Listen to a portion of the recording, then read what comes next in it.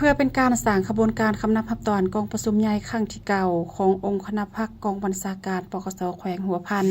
ที่จะเปิดขึ้นในท้ายเดือนมีนา2025นี้ให้มีบรรยากาศและขบวนการพดฟื้น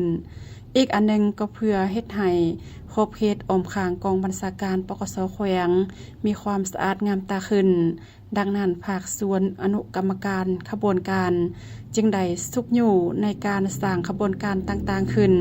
ในวันที่4มีนา2025นี้ในการออกแห่งงานครั้งนี้นาเวียกตนโตแม่นอนามัยปัดกอดทางนอกและทางในของสโมสรที่จะจัดกองประชุมตัดแปลงต้นไม้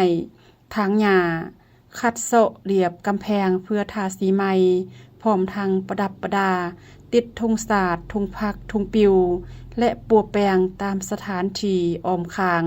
บอนที่ยังบ่ทันเป็นระเบียบบ่ทันจบงามเพื่อให้มีความสะอาดและเป็นระเบียบเรียบร้อย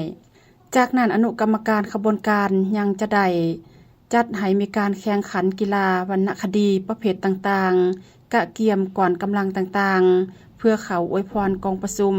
และกะเกียมใบย่องยอให้กรมกองบุคคลผู้ที่มีผลงานประกอบส่วนสุกอยู่กองประชุมใหญ่ครั้งที่เก่านี่เติมอีก